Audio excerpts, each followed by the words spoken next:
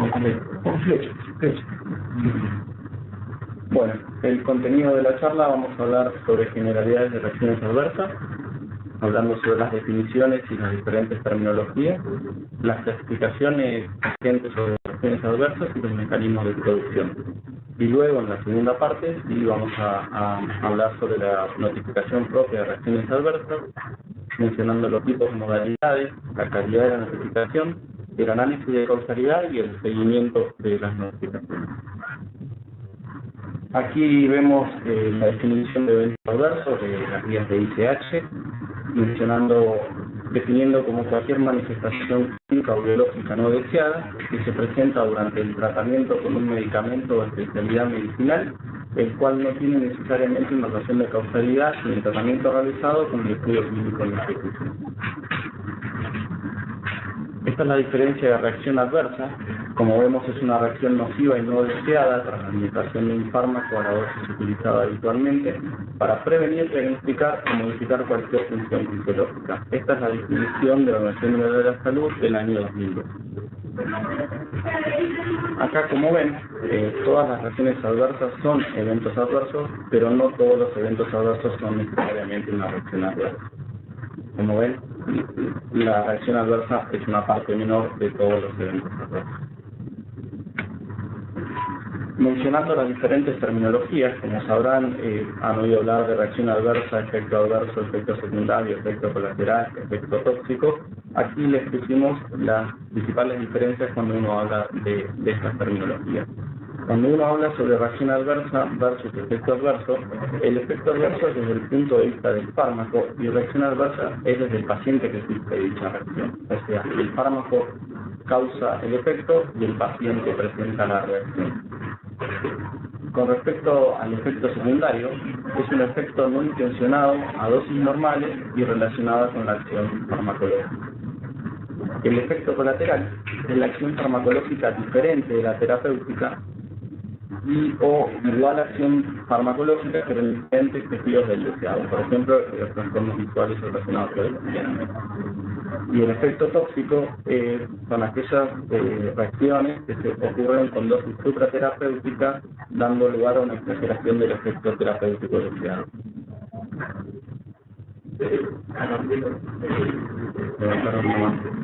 A ver, tenemos una consulta.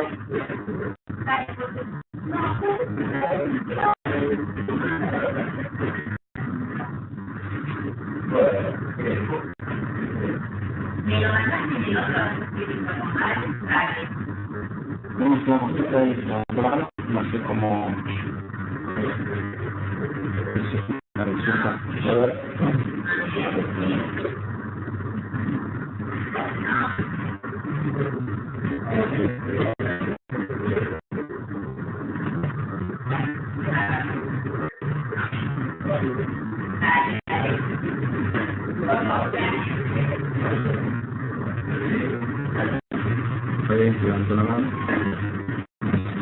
¿Quién es? No la veo. Muy mal sonido. ¿Mal sonido? Cambiamos micrófono. Vamos a cambiar el micrófono por lo que nos han comentado que hay muy mal sonido.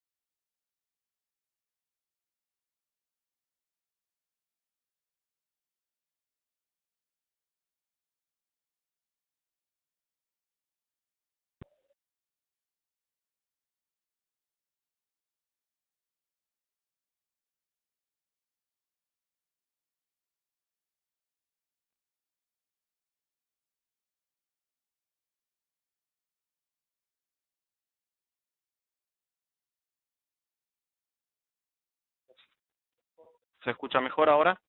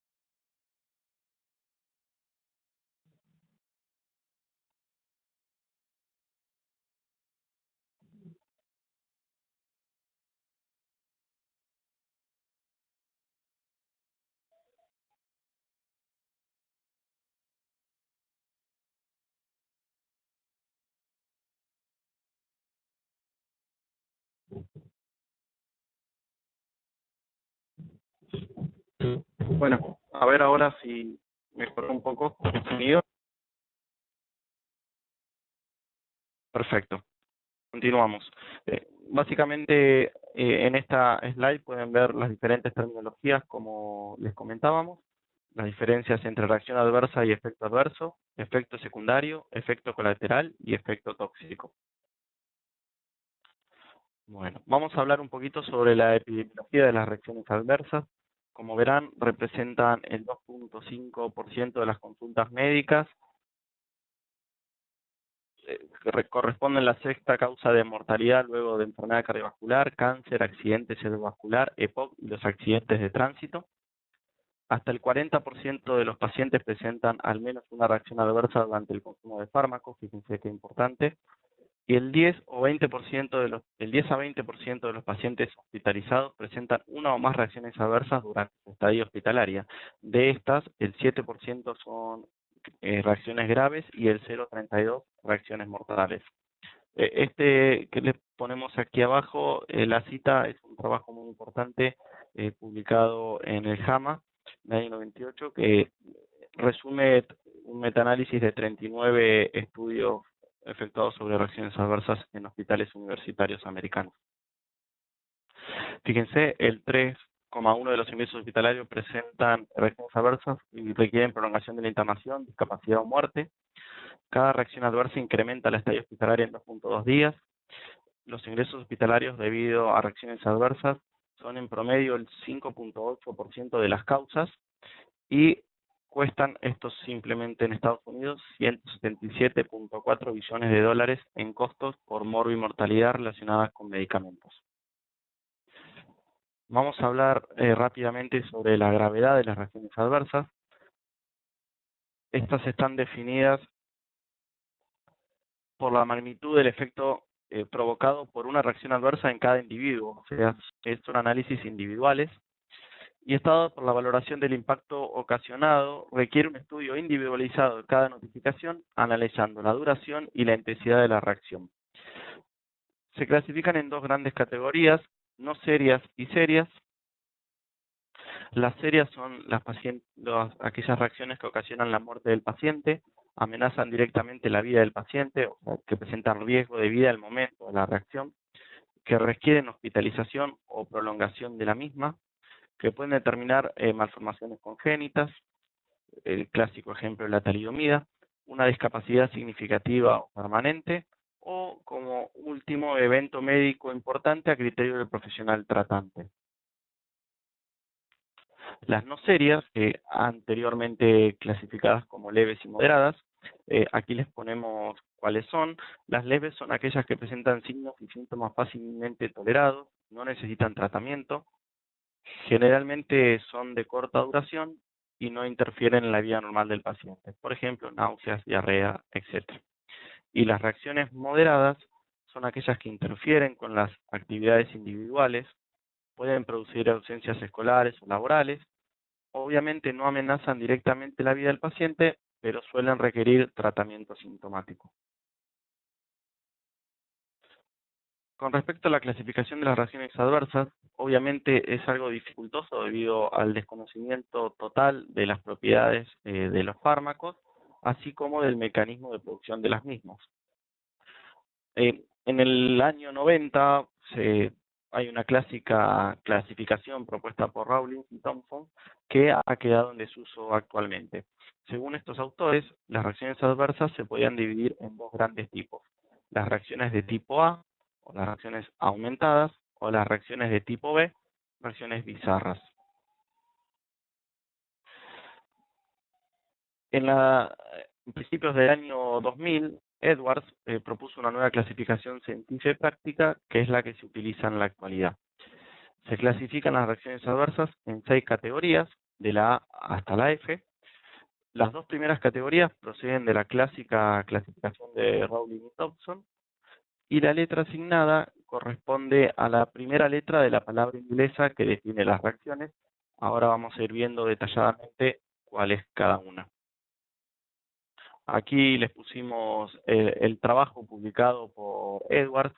Edwards es un investigador muy reconocido del Centro de Monitoreo de Uppsala de la Nación Mundial de la Salud, y ha escrito mucho sobre farmacovigilancia. Aquí tienen el artículo original con la cita. Siguiendo la clasificación propuesta por los autores, vemos los 6 diferentes tipos de reacciones adversas. La A, como decíamos, aumentada y relacionada con la dosis. La B, bizarras, no relacionadas con la dosis. La C, crónicas, relacionadas con la dosis y con el tiempo de uso. Las D, retrasadas, relacionadas con el tiempo. La C, de fin de uso, relacionadas con la retirada de la medicación. Y la F, con falta de eficacia. Bueno, vamos a pasar a las reacciones de tipo A. Las más frecuentes, como ven, son el 75% de las reacciones adversas. Son dosis dependientes, o sea, son efectos farmacológicos aumentados de una droga administrada a las dosis habituales. Por ejemplo, la clásica bradicardia por beta bloqueantes o la hipoglucemia por insulina. Suelen ser predecibles por el mecanismo de acción de la droga, son reproducibles en animales de experimentación y suelen ser prevenibles mediante el ajuste de dosis de acuerdo a la necesidad y tolerabilidad de cada paciente. La frecuencia y gravedad, como vimos, es proporcional a la dosis, pero generalmente no remiten gravedad. Las reacciones de tipo B, o reacciones bizarras, son inesperadas a partir de las propiedades farmacológicas de la droga. Suelen ser dosis independientes. Como vimos, representan menos del 25% del total de las reacciones adversas. Y este sí quizás es el punto más importante, es que son debidas a un incremento en la susceptibilidad individual de cada paciente. Y esto puede ser debido a variantes farmacogenéticas o inmunoalérgicas de cada paciente. Como ven, es un cambio cualitativo en la respuesta del paciente al medicamento. Como se desprende un poco de la definición, estas reacciones son difíciles de estudiar en animales de experimentación. Suelen ser impredecibles y difíciles de evitar, y se clasifican en idiosincráticas o inmunoalérgicas. Las reacciones idiosincráticas son efectos farmacológicos cualitativamente diferentes, se presentan de manera infrecuente en algunos pacientes y suelen tener una base genética en su origen. Las reacciones inmunoalérgicas o de hipersensibilidad son debidas a la formación de anticuerpos. Se requiere la sensibilización previa a un fármaco o a otra sustancia semejante, induciendo la formación de anticuerpos luego de un periodo de latencia. Como ven, se requiere una ulterior exposición para producir la interacción antígeno-anticuerpo, desencadenando estas reacciones alérgicas. Es importante remarcar que pequeñas cantidades de un alergeno pueden originar reacciones serias y no suelen ser dosis dependientes como veíamos. Con respecto a las reacciones de tipo C o reacciones crónicas, estas se producen tras una exposición prolongada al fármaco, aparecen tras la administración continua durante meses o años del medicamento, la clásica nefropatía por analgésico, y con frecuencia, debido a la cronicidad de las reacciones, no hay una secuencia temporal sugerente y puede ser difícil de probar la asociación de dicha reacción adversa con el medicamento. El ejemplo de Etanercept y psoriasis. reacciones de tipo D o retrasadas son las reacciones a largo plazo como carcinogenicidad y teratogenicidad. Este tipo de reacciones son vigiladas exhaustivamente durante el desarrollo y comercialización de una nueva droga. Son puntos que se controlan bien en los ensayos preclínicos y suelen ocurrir un tiempo variable luego de la exposición. Es importante remarcar que la exposición puede ser ocasional y no continua, o sea, una exposición única en el primer trimestre del embarazo puede dar lugar a un recién nacido malformado, como es el ejemplo de la talidomida. Y otro ejemplo que les pusimos, que es algo muy característico y que siempre se menciona en las diferentes charlas de farmacovigilancia, es los casos de adenocarcinoma de vagina descritos en el año 72 en mujeres jóvenes cuyas madres habían tomado durante el embarazo dietil-etilvestrol. Era un estrógeno semisintético que se utilizaban para prevenir el aborto espontáneo. Así como ven, son hijas con exposición intraútero que presentan luego este raro adenocarcinoma de vagina. Aquí les pusimos el trabajo original donde se publica este raro caso. Es un artículo muy interesante si lo quieren leer. Pasamos a la última categoría, son las reacciones de final o finalización de uso. Bueno, como su nombre lo dice, aparecen luego de finalizado el tratamiento. Presentan bases farmacológicas que involucran alguna forma de adaptación en el receptor debido a la exposición crónica. El ejemplo más característico sería el síndrome de retirada, o sea, la reacción adversa que aparece al retirar el fármaco, por ejemplo, una abstinencia tras discontinuar el tratamiento prolongado con opiáceos. Y este tipo de reacciones son poco frecuentes y suelen ocurrir en un intervalo de tiempo corto luego de la retirada del fármaco. Las reacciones F o de falta de eficacia son aquellas que se consideran una reacción adversa cuando da lugar a un efecto no deseable. Suele estar relacionado con la dosis, aunque pueden ser consecuencia de diferentes interacciones medicamentosas. Por ejemplo, el embarazo no deseado debido a una dosis inadecuada de anticonceptivos orales o a la interacción de los anticonceptivos orales con diferentes inductores enzimáticos como antibióticos, etc. Bueno, ahora vamos a pasar a los mecanismos de producción de las reacciones adversas. La mayoría de las veces el mecanismo de producción, como mencionábamos al inicio, es desconocido, pero se agrupan en estas diferentes categorías: causas farmacéuticas, idiosincrásicas, carcinogénesis y teratogenia, toxicidad directa del fármaco, exposición crónica o interacción entre el fármaco y la enfermedad de base. Con respecto a las causas farmacéuticas, estas dependen de la cantidad del ingrediente farmacéuticamente activo o de la velocidad de liberación del mismo. Como ejemplo, les pusimos la mayor toxicidad local en la mucosa gástrica de algunos AINES, dependiendo del tipo de formulación y de la forma de liberación. Es conocido que hay mayor riesgo de perforación intestinal por indometacina en la forma de liberación lenta, y se ha descrito un mayor riesgo de infarto agudo de miocardio asociado a la nifedipina de liberación rápida que con la nifedipina de liberación sostenida. A su vez, las asociadas a causas farmacéuticas pueden ser secundarias a anomalías en la presentación farmacéutica en sí mismo. Por ejemplo, la aparición de síndrome de Fanconi en pacientes tratados con tetraciclinas vencidas. Siguiendo con las causas idiosincráticas, estas son debidas a una reactividad normal del paciente frente a un medicamento, como veíamos previamente. Son producidas por mecanismos alérgicos genéticamente determinados, y las respuestas suelen ser similares en la mayoría de los pacientes que sufren estas reacciones.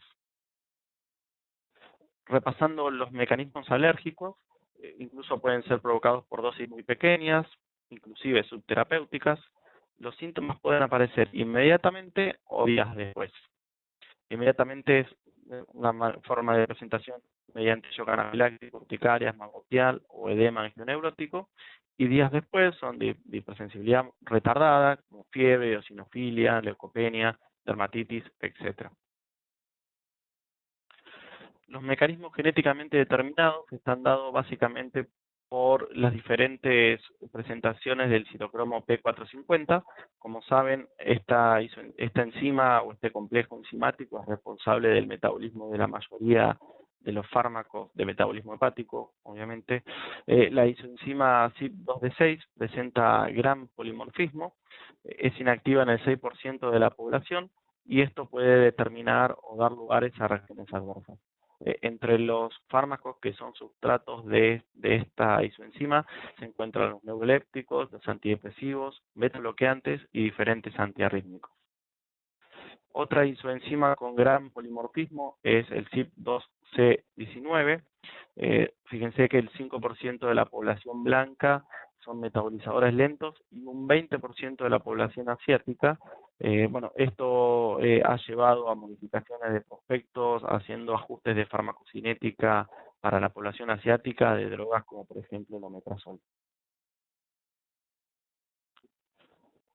Siguiendo con los mecanismos genéticamente determinados, se producen por una alteración genética que condiciona la respuesta al fármaco, que suele pasar desapercibida hasta que se produce el contacto con la droga.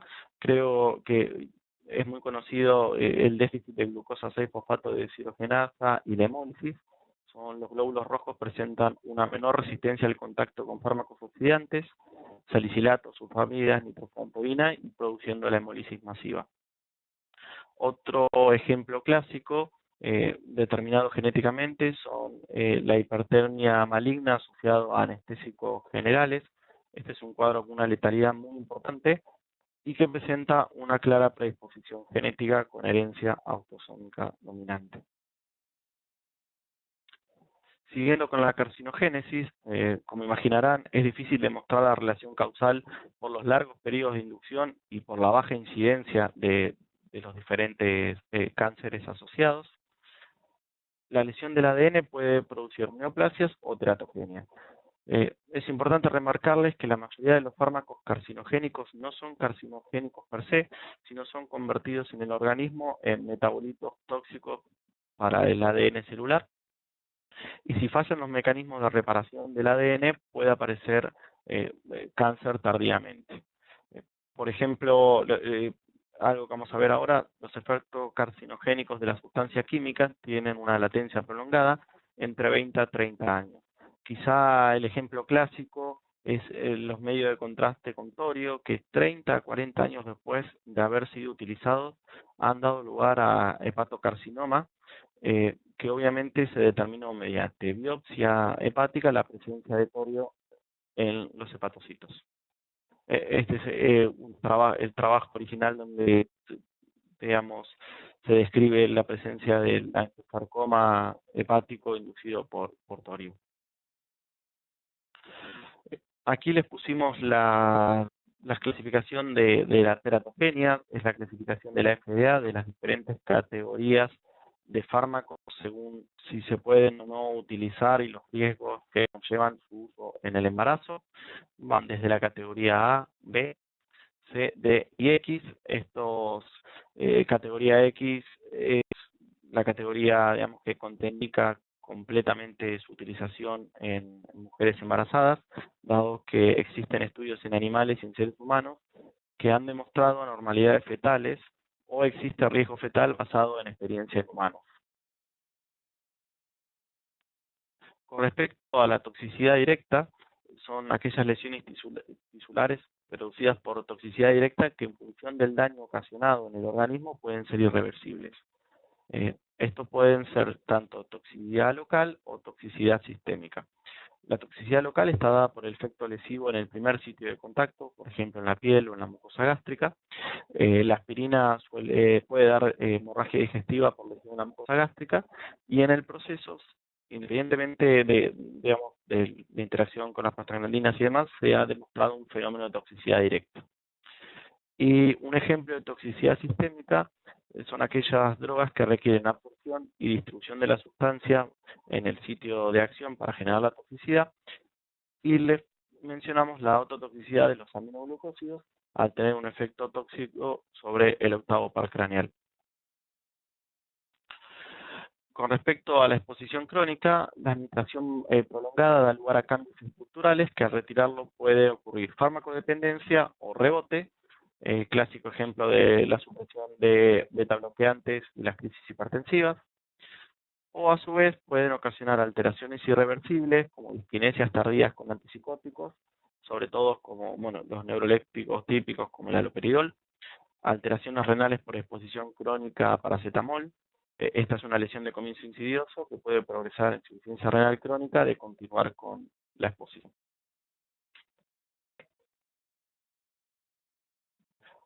Pasamos a interacción fármaco-enfermedad. Esto suele ser frecuente en ancianos con diferentes comorbilidades, con la consecuente polimedicación. Ejemplos hay múltiples. Aquí les mencionamos la retención urinaria en pacientes con hiperplasia prostática benigna tratada con anticolinérgicos, la broncoconstricción en pacientes con EPOC tratados con betabloqueantes, el fallo renal agudo en pacientes con insuficiencia renal crónica que reciben AINES, aminoglucósidos o agentes de contraste, o la hiperglucemia en pacientes diabéticos tratados con diuréticos o corticoides. ¿Hasta aquí tienen alguna pregunta o algún comentario que quieran hacer sobre la primera parte de la charla? Estamos abiertos a las preguntas.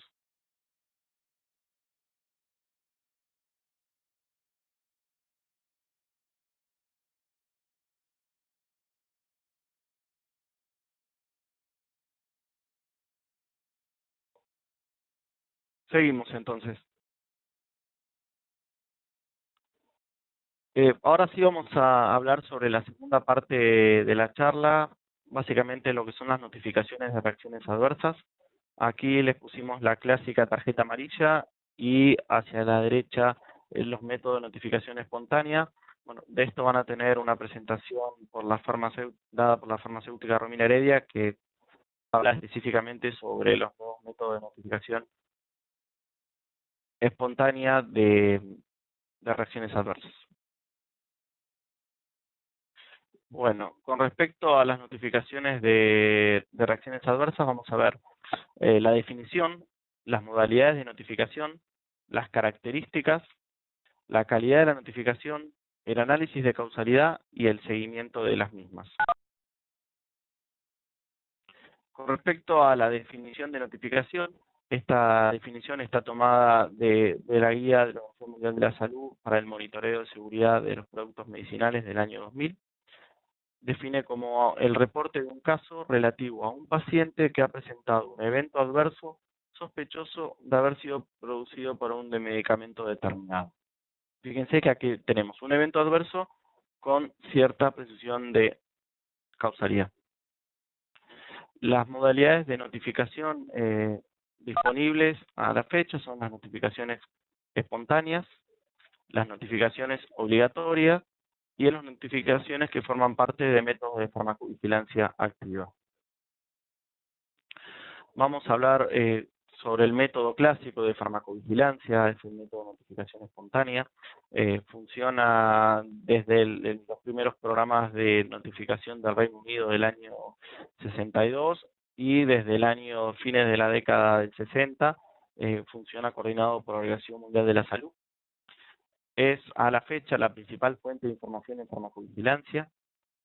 Constituye el medio más rápido para generar hipótesis causales de relación entre una administración de un fármaco y la aparición de un tipo de reacción adversa, y es especialmente útil para detectar señales de reacciones adversas raras, graves e inesperadas.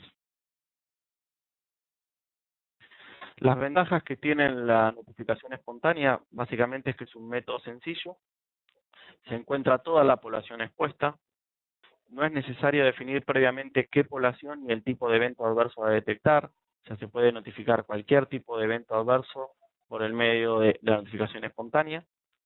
Es el sistema más extendido internacionalmente, abarca todos los medicamentos disponibles, no interfiere en los hábitos de prescripción, detecta reacciones de baja frecuencia e induce la necesidad o genera hipótesis para realizar estudios más definidos en farmacovigilancia. Con respecto a las desventajas que tenemos, al ser una notificación espontánea y voluntaria, hay subnotificación. La tasa de notificación es variable y va dependiendo del momento, de la droga y del país. Dificulta la detección de reacciones adversas retardadas, porque se pierde el seguimiento. Obviamente que al no tener los números de prescripciones ni de pacientes, no se puede cuantificar la incidencia de dicha reacción y hay un sesgo de selección básicamente dado por los medicamentos nuevos. Seguimos con la segunda modalidad de notificación, que es la notificación obligatoria. Esto básicamente está dado por aquellas drogas bajo farmacovigilancia intensiva, como la clozapina, talidomida y lenalidomida. La definición que les pusimos es la definición de farmacovigilancia intensiva de la disposición de ANMAT 2552 del año 95. Es que la define como el monitoreo sistemático de la aparición de eventos adversos durante toda la etapa de prescripción. ¿Se escucha bien?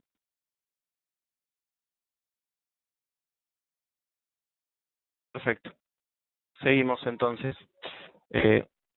Esta notificación de modalidad obligatoria suele aplicarse para medicamentos útiles para el tratamiento de enfermedades que digamos que por las medicaciones que requieren necesitan fármacos que pueden producir efectos indeseables graves y también para el uso en poblaciones especiales, ancianos, niños, mujeres en edad fértil, embarazadas. Pasamos a los métodos de farmacovigilancia activa. Estos métodos son las diferentes actividades que orientan o alientan a los profesionales a notificar reacciones adversas. Estas acciones pueden estar incluidas dentro de los planes de gestión de riesgo como parte o actividad de farmacovigilancia adicional y proporcionan datos relevantes y específicos sobre poblaciones especiales y de ciertos medicamentos en particular.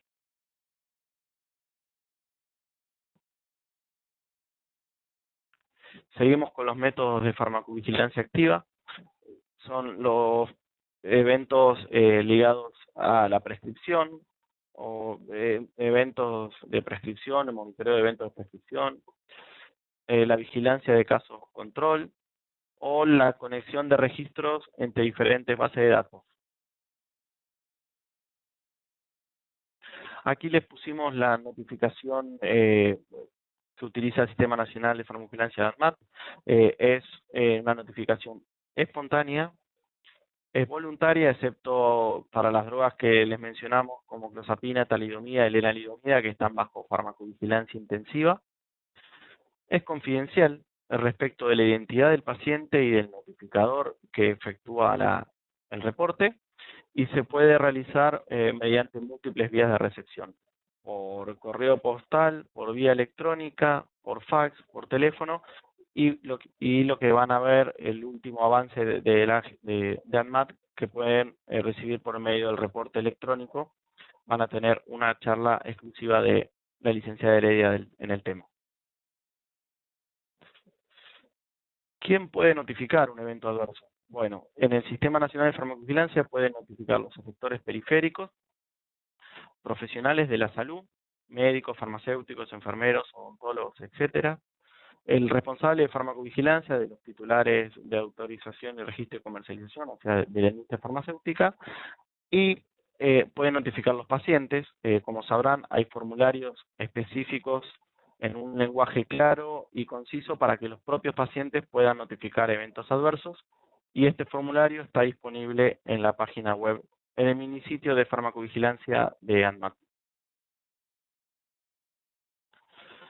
Con respecto a las características de la notificación espontánea, como lo veíamos previamente, se puede entrar en un formulario o tarjeta de color amarillo. El medio de la notificación espontánea debe ser sencilla, o sea, tiene que estar en un lenguaje claro y lo más económica posible. Esto básicamente en algunos países incluye el franqueo pago por parte de, digamos, del Ministerio de Salud. Algo importante es brindar un fácil acceso a las tarjetas amarillas con franqueo en destino, básicamente la distribución de tarjetas amarillas en los diferentes efectores periféricos, y obviamente la pueden descargar de la página web de ANMAT. Es necesario disponer de otros medios de notificación, como el correo electrónico o a través de la página web o la notificación electrónica, que por suerte está funcionando desde este año en ANMAT. Con respecto a la ficha de notificación, como sabrán, no existe una ficha única La Organización Mundial de la Salud estudió, analizó las diferentes fichas disponibles y consideró que no serían eficaz que haya una sola ficha para todos los países, dado que las diferentes estrategias tomadas o por cuestiones culturales no sería algo eficaz. Sí se han establecido guías con los datos mínimos necesarios para efectuar una notificación y que deben formar parte de la ficha de notificación. En esto se requieren los datos del paciente, obviamente que sería, cumpliendo con la confidencialidad, sería necesario poner solamente las iniciales del paciente, una descripción completa del evento, datos del medicamento, si se tiene digamos, el nombre genérico y comercial mejor, y los datos del notificador. Todos estos datos, les vuelvo a repetir, son confidenciales. Con respecto a los datos del paciente, se suelen utilizar para evitar los duplicados de los reportes, y los datos del notificador se utilizan para hacer el informe de seguimiento de la notificación. Aquí les pusimos la hoja de la planilla del network de FDA, el formulario SIOMS, que es muy reconocido, y la planilla de la hoja amarilla del Sistema Nacional de Farmacovigilancia.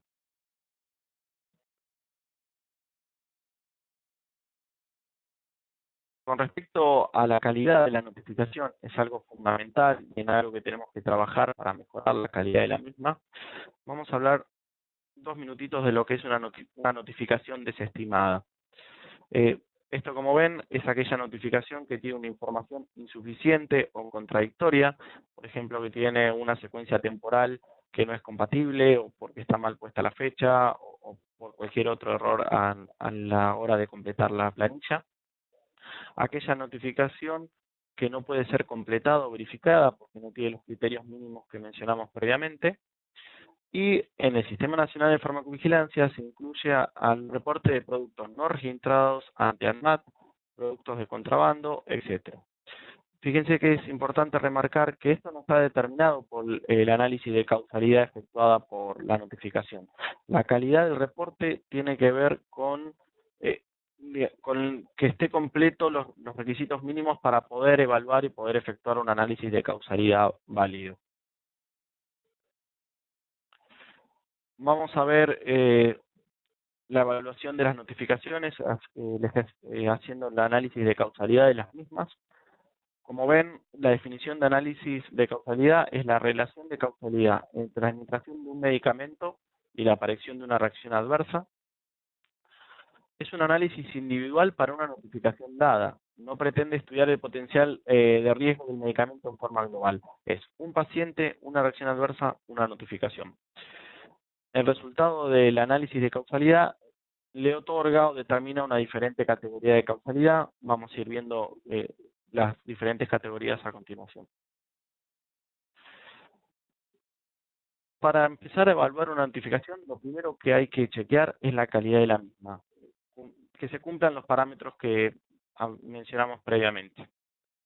Hay que verificar que contenga la información mínima para ser considerada válida. Otra vez repasamos: notificador identificable, paciente identificable, uno o varios medicamentos sospechosos, una o varias reacciones adversas con la fecha de inicio de la misma.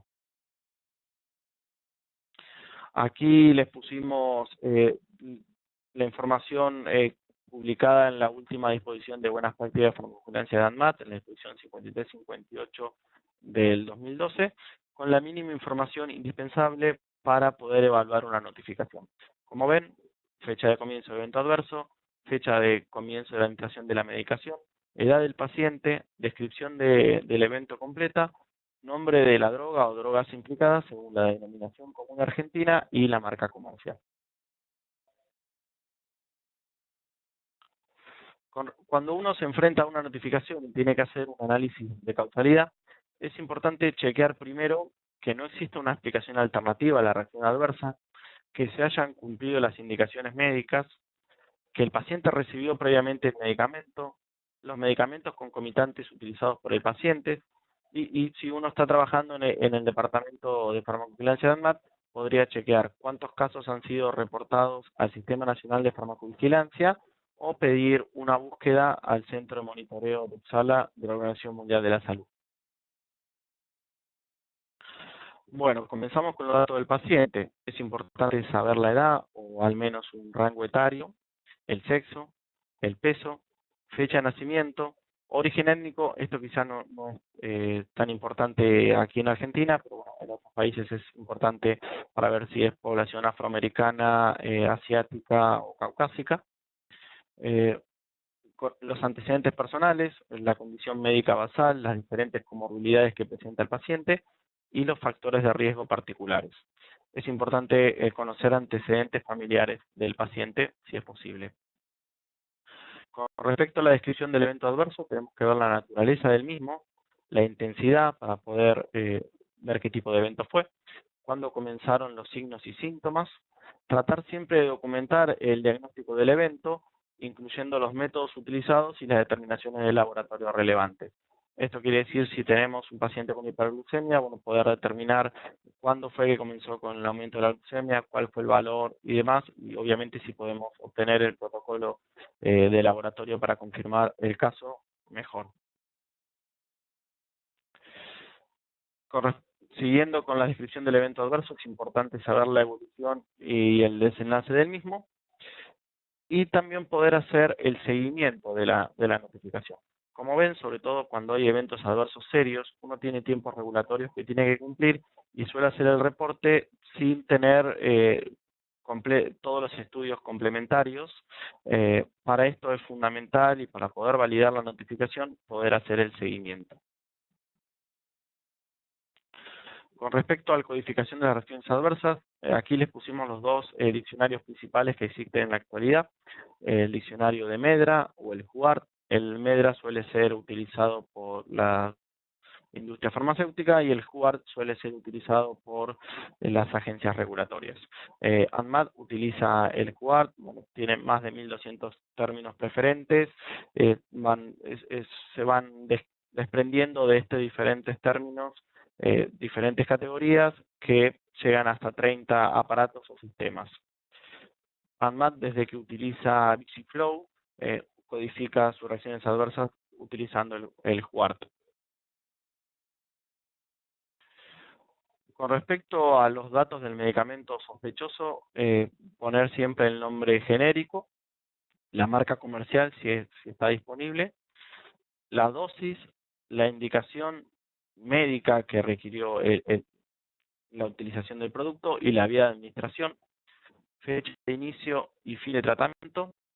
Y algo fundamental es tener la información sobre la respuesta clínica entre la suspensión y la reposición del medicamento. Lo vamos a ver cuando veamos ahora análisis de causalidad. Fecha de vencimiento y número de lote, esto es fundamental, la fecha de vencimiento y el número de lote, sobre todo para productos biológicos o para vacunas, es muy importante poder contar con este dato. Con respecto a los medicamentos concomitantes, no hay que olvidarse de preguntar por la automedicación o por la medicación crónica. Saben que muchos pacientes no consideran la automedicación como una droga o como un medicamento, y muchas veces las interacciones medicamentosas surgen por este uso. De los medicamentos concomitantes, lo mismo que veíamos previamente: nombre genérico, marca comercial, dosis, fecha de inicio, y información sobre challenge y rechallenge, y fecha de vencimiento y número de lote. Con respecto a los datos del notificador, repasamos y remarcamos que son confidenciales, solo se utilizan para verificar los datos y para efectuar el seguimiento de la notificación. Aquí les pusimos los datos que figuran en la planilla de notificación de ANMAT. Como ven, apellido, nombre, lugar de trabajo, dirección, un teléfono, en realidad medidas de contacto para que el Sistema Nacional de Farmacovigilancia pueda consultar en caso de ser requerido. Bueno, ahora sí vamos a meternos en el análisis propio de causalidad de las notificaciones. Sí, ahí Noelia ha hecho una pregunta. Noelia.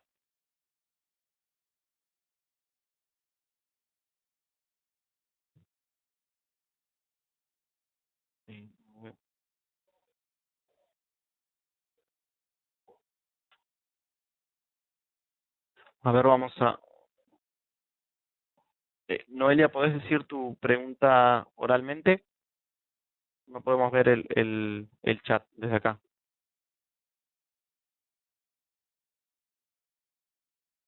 Hola, ¿sí me escuchan? Hola, ¿me escuchan? Ahí está, Hola, Noelia. hola. Ahí, Noelia, te vemos.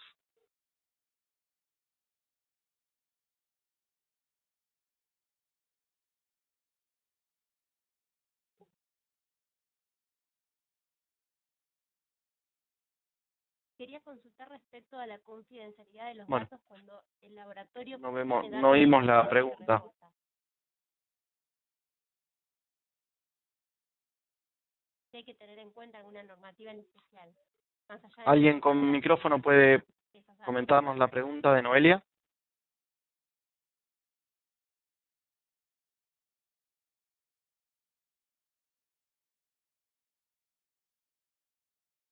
Gracias.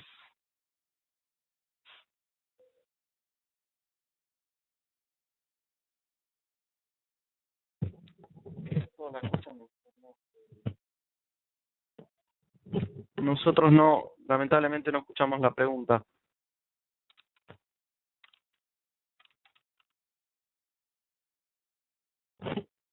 Bueno. A ver.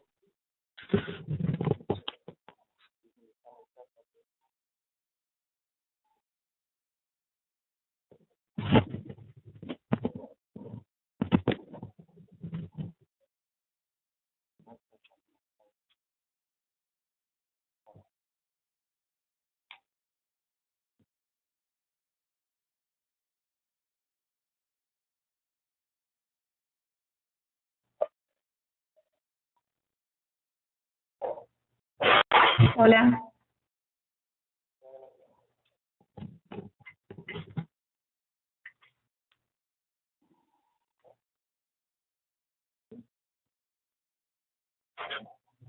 Santiago.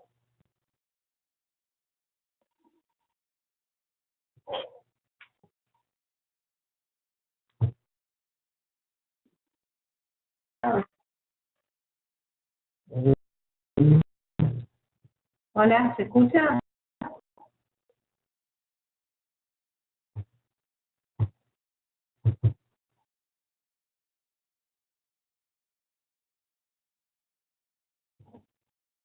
Ah, se va.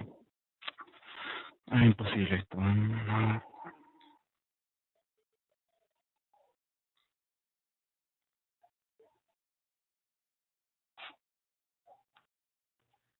¿Puedo hacer la pregunta? No sé si me escuchan.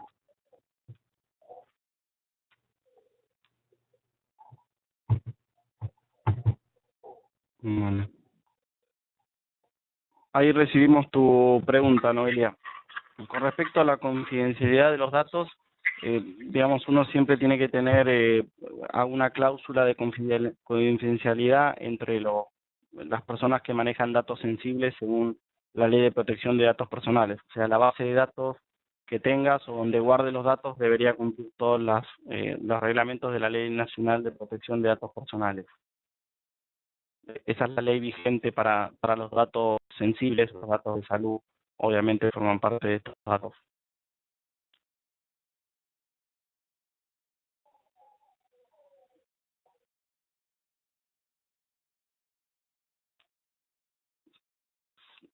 No sé si contesté tu pregunta. Bárbaro. Se llama Ley Nacional de Protección de Datos Personales. Todas las bases de datos que manejen datos sensibles deberían estar registradas ahí y cumpliendo la normativa vigente. Seguimos entonces.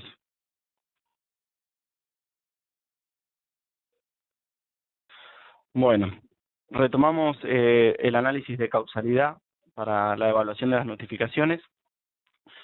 Como ven, existen múltiples algoritmos que utilizan escalas de probabilidad que contemplan diferentes ítems que vamos a ir repasando. La secuencia temporal, la plausibilidad biológica de la reacción, las propiedades farmacológicas o efectos de clase farmacológicos, el desenlace de la reacción después de la retirada, la repetición del episodio con la reexposición y la existencia de causas alternativas.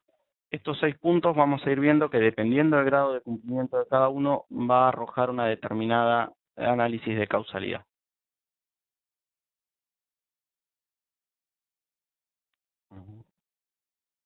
No sigue.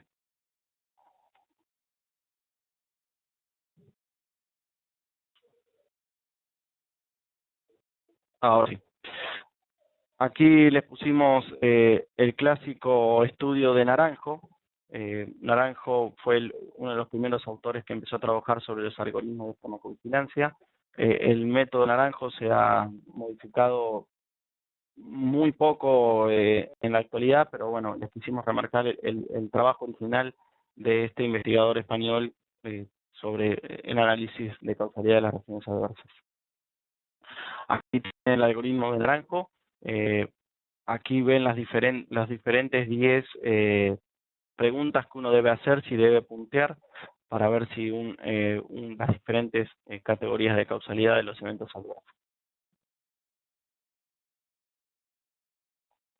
Pero bueno, como sabrán, tiene casi 20, 30 años, entonces ha habido trabajos nuevos sobre el rol del análisis de causalidad en farmacovigilancia.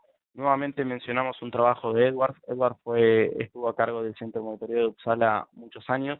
Este es un trabajo que es muy interesante para leer.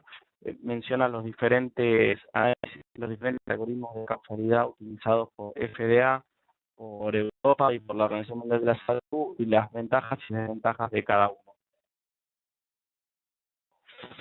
Bueno, vamos a repasar los ítems principales para hacer el análisis de causalidad. Como ven, de cada punto en particular hay diferentes opciones o diferentes probabilidades. Con respecto a la secuencia temporal, está definida por el tiempo ocurrido entre el tratamiento y la aparición de la reacción adversa. Siempre es fundamental que haya una secuencia temporal compatible con el mecanismo de acción del fármaco y el proceso fisiopatológico de una reacción adversa. Esa sería, digamos, la más compatible, pero puede darse el caso que haya una secuencia temporal no totalmente coherente con la farmacología de la droga, o que no se disponga de información para determinar la secuencia temporal, o directamente que no haya una secuencia temporal razonable entre la administración del fármaco y la aparición de una reacción adversa, o que sea incompatible con el mecanismo de acción o el proceso fisiopatológico de la reacción adversa. La plausibilidad biológica básicamente está dada por eventos previamente notificados en estudios epidemiológicos controlados y o a partir del perfil conocido del fármaco sospechoso. Ese sería el mejor escenario posible. Otro escenario sería que sea un evento conocido por simplemente reporte de casos o serie de casos y demás, pero no estudios controlados. Que el evento sea no conocido, o que el evento sea no conocido y que exista suficiente información en contra de la relación causal. Con respecto a la suspensión del medicamento, esto es fundamental, y van a ver que en el algoritmo de Naranjo es el que más puntos otorga de darse. El efecto indeseable mejora con la retirada del medicamento independientemente del tratamiento instituido, y el periodo de recuperación es compatible con la farmacología del medicamento, o sea, con la vida media del medicamento. Pero puede ser que la reacción adversa no mejore con la retirada del medicamento, que no se haya retirado el medicamento y la reacción no mejore, que no se retire la medicación y el cuadro mejora, siempre y cuando excluyamos a la aparición de tolerancia, que no contemos con información respecto a la suspensión, esto pasa frecuentemente, o que el desenlace de la reacción sea mortal o de características irreversibles. Y el último punto es, a pesar de no retirar el medicamento, el cuadro mejora debido al desarrollo de tolerancia. Con respecto a la reexposición, como imaginarán, la readministración, ya sea en forma accidental o provocada en condiciones controladas, es una prueba de gran valor diagnóstica, aunque esta readministración provocada suele ser no ética muchas veces.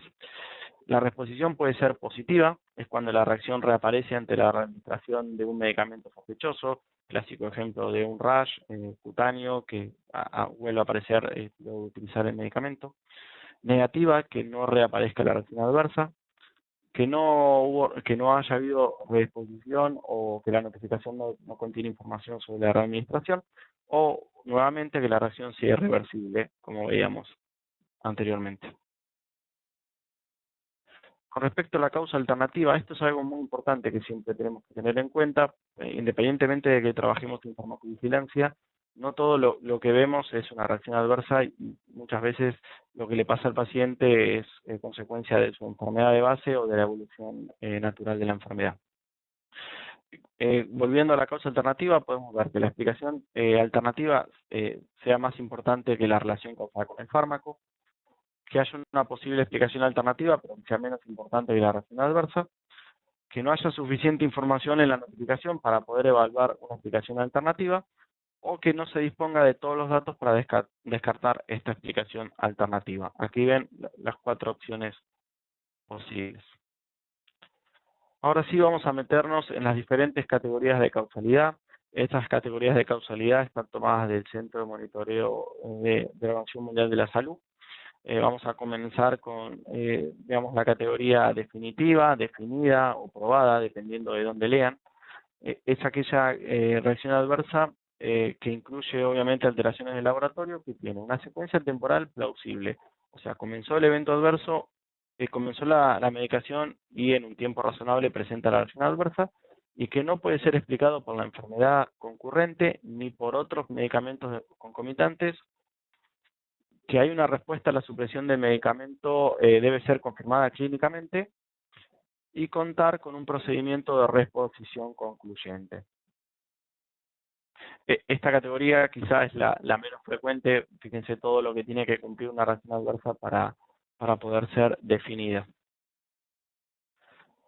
Con respecto a la que le sigue en criterios de certeza, es las reacciones probables. Son aquellos, otra vez, acontecimientos clínicos, incluyendo alteraciones de laboratorio, que tienen una secuencia temporal razonable, que sea improbable que se atribuya a la enfermedad concurrente o a otro medicamento o sustancia, que tenga una respuesta razonable a la suspensión, o sea que se haya suspendido la droga y haya mejorado la reacción adversa, pero en este caso no contamos con información sobre la exposición de la droga. La reacción posible, quizá esta es la más frecuente o la que más recibimos. Lo mismo, acontecimientos clínicos, incluyendo alteración de laboratorio, que cumple una secuencia temporal. Fíjense que para las primeras 3 que vimos siempre tiene que haber una secuencia temporal razonable. En este caso, la diferencia está dada de que puede ser explicado también por la enfermedad concurrente o por otra medicación utilizado de manera concomitante, y en el cual la información respecto a la retirada del medicamento puede faltar o no estar clara. Seguimos con la categoría no relacionada, dudosa o improbable. Fíjense que en este caso sí se evidencia una secuencia temporal improbable en relación con la administración del medicamento. Esto puede ser explicado de forma más plausible por la enfermedad concurrente y o por otros medicamentos o sustancias. Y vamos a la última categoría de condicional o no clasificada. Estas son notificaciones de las cuales es imprescindible obtener datos para efectuar una evaluación apropiada. Uno de los criterios que exige es que haya una secuencia temporal razonable, que la reacción no se explique por el estado clínico del paciente, pero el cuadro presentado no es conocido a la fecha como efecto indeseable del medicamento implicado. Estas son las reacciones más interesantes porque son las que potencialmente puede conducir al desarrollo de señales posteriormente. Y bueno, vamos a la categoría de causalidad desestimada. Fíjense que, como veíamos previamente, esta notificación sugiere una reacción adversa, pero que no puede ser juzgada debido a que la información es insuficiente o contradictoria, y retomamos la calidad de la notificación que mencionábamos inicialmente y lo importante que es tener una notificación de buena calidad. Fíjense que la notificación no puede ser verificada o completada, básicamente porque uno no puede hacer el seguimiento de la notificación. Aquí les pusimos el resumen del análisis de causalidad para que lo puedan utilizar. Definida, probable, posible o improbable. Ahí ven bien la secuencia temporal, la respuesta al fármaco, la presencia de una explicación alternativa. si mejora al retirar el medicamento o reaparece al reintroducirlo. Ahí está. Entonces, definida, probable, posible y condicional.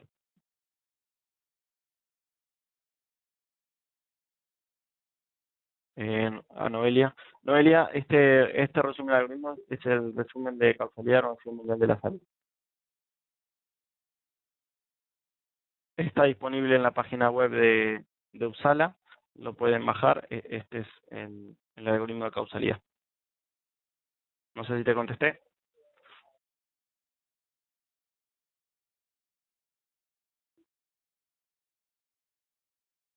Seguimos entonces.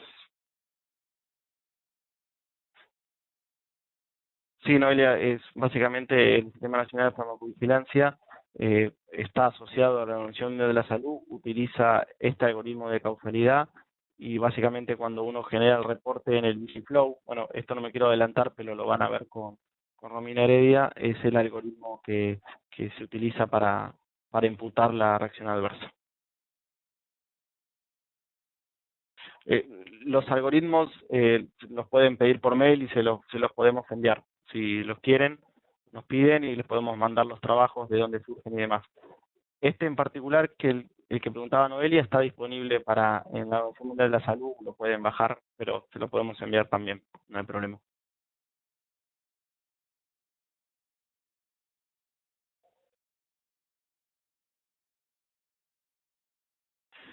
Bueno, y ya estamos llegando al final de la charla. Les quisimos mencionar unas pocas slides sobre el seguimiento de la notificación. Como ven, realizar el seguimiento de la notificación incompleta es fundamental, principalmente cuando son eventos adversos serios o inesperados, porque necesitamos obtener información adicional a partir del notificador, obviamente, y de los nuevos documentos disponibles, o sea, resultados de laboratorio, cultivos, estudios de imágenes y demás, que inicialmente uno no los tiene y tiene que cumplir sobre todo con las reacciones adversas serias, notificarla dentro de los 15 días y lo envía como informe de seguimiento. Es importante entonces tratar de conseguir el resumen de alta hospitalaria, los resultados de laboratorios, informe del especialista o cualquier otro dato que nos ayude a poder hacer análisis de causalidad. Las buenas prácticas de farmacovigilancia mencionan que el responsable de farmacovigilancia debe asegurar que se haga un seguimiento adecuado de la evolución y desenlace de cada caso en particular. Es de buena práctica cuando se recibe información directamente de un paciente, el responsable de farmacovigilancia debería intentar obtener el permiso de este paciente para poder contactarse con el profesional sanitario para poder completar la información de la notificación. Y la información de seguimiento quedará registrada y fechada de igual forma que la información inicial y deberá enviarse al Sistema Nacional de Farmacovigilancia cubriendo los plazos previamente establecidos. Y con esto llegamos al final.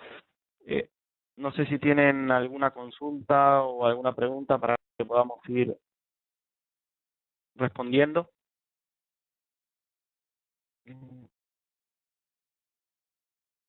A ver, Gerardo, vamos a habilitar el chat para ver si podemos ir respondiendo y ver las preguntas.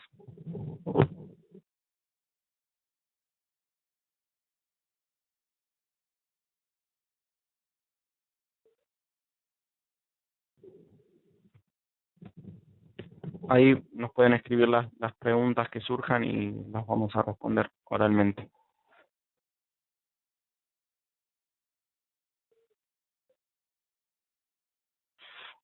Con respecto a los datos de epidemiología, el trabajo más importante es el trabajo de JAMA que les publiqué, que incluye 39 estudios, pero sí seguramente, digamos, puede haber alguna revisión. A nivel local no tenemos datos de reacciones adversas en Argentina.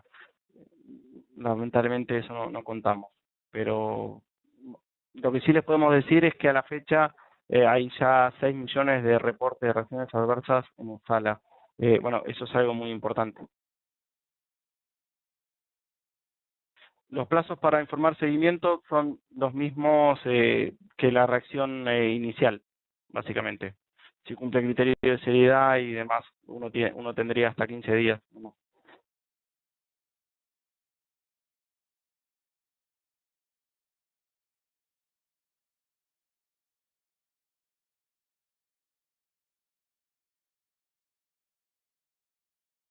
No sé si hay alguna otra pregunta.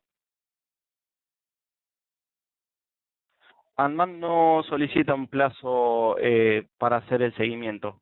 No está estipulado qué tiempo tiene, como si quizá alguna agencia regulatoria exige 3 contactos en un transcurso de 30 días o 60, dependiendo. En ANMAT no está establecido, por lo menos hasta donde yo tengo entendido.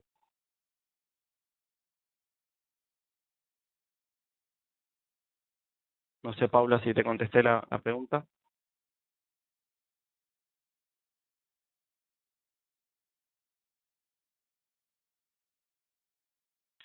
Los criterios para realizar el seguimiento básicamente está dado... perdón, acá pregunta... Perfecto, voy repitiendo las preguntas. Paula preguntó cuáles son los criterios para realizar un seguimiento de un ensayo, de un reporte. Básicamente los criterios están dados con que el caso haya estado resuelto. Básicamente que se hayan cumplido con el análisis de causalidad. Esos son los criterios para realizar el seguimiento. No hay un criterio preestablecido. Acá pregunta Gerardo si la causalidad la define ANMAT o cada responsable de farmacovigilancia en su reporte. La causalidad la puede hacer cada responsable de farmacovigilancia, pero la causalidad que sirve para el Sistema Nacional de Farmacovigilancia es la que es establecida por los técnicos de ANMAT. Uno puede sugerir, pero el análisis final está dado por los técnicos de ANMAT. Y a su vez los reportes que van a Uppsala pueden cambiar de causalidad según el evaluador que los evalúa en el Ministerio de la Salud. Esto preguntaba Verónica.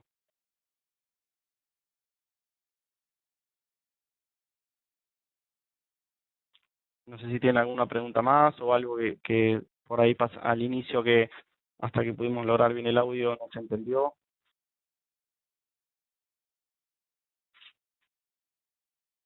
Algo importante que les quiero remarcar, ya que surgen preguntas sobre el análisis de causalidad, es que uno debe reportar independientemente del análisis de causalidad, digamos, como responsable de farmacovigilancia. Si hay una sospecha en relación causal,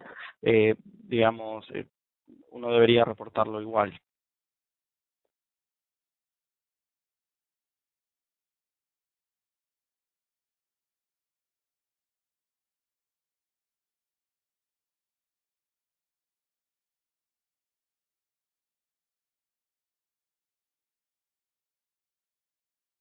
No sé si hay alguna otra pregunta.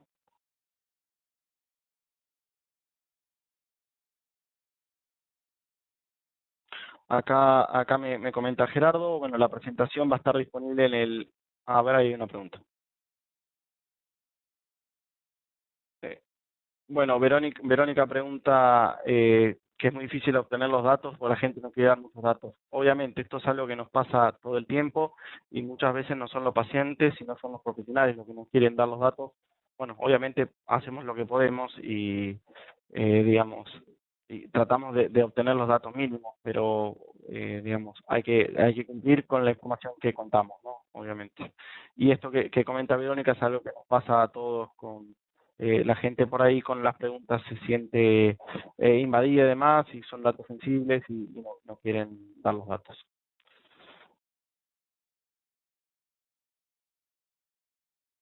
Bueno, ahí hay una pregunta, Andrea.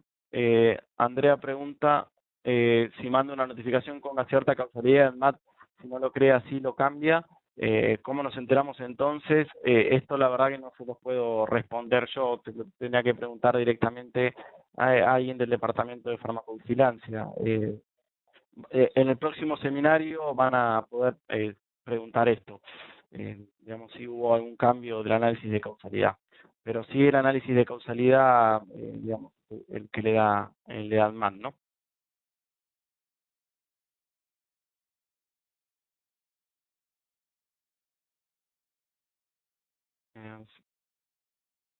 A ver, ahí hay una pregunta de Andrea que no llego a ver.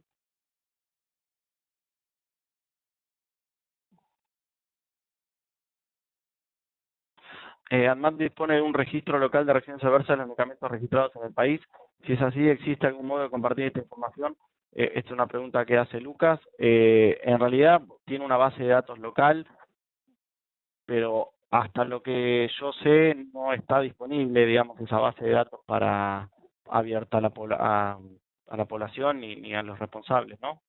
Pero sí cuenta con una base de datos local y a su vez esa base de datos se exporta al centro de monitoreo de Uppsala. Sí. Con respecto al funcionamiento de la página del reporte electrónico, bueno, eso es algo que van a poder charlar con Romina en la próxima charla de reporte electrónico.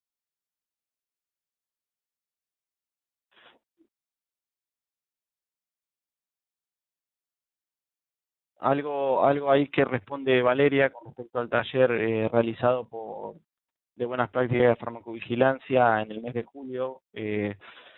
Fue una pregunta, digamos, obviamente que a todo el mundo le gustaría tener un feedback sobre, digamos, los medicamentos que uno comercializa y las reacciones adversas que se presentan, pero bueno, al momento esto no está disponible.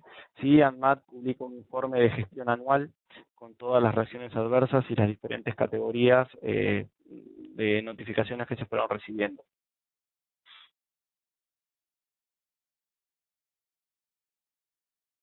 No sé si hay alguna otra pregunta.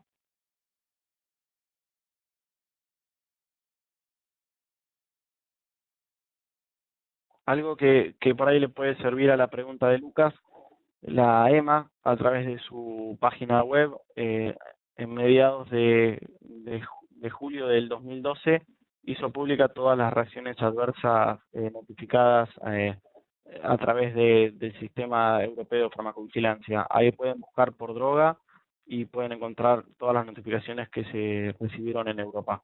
Es una información disponible y abierta para todos.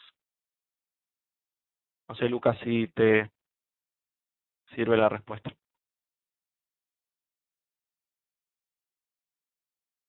Perfecto. ¿Alguna otra pregunta?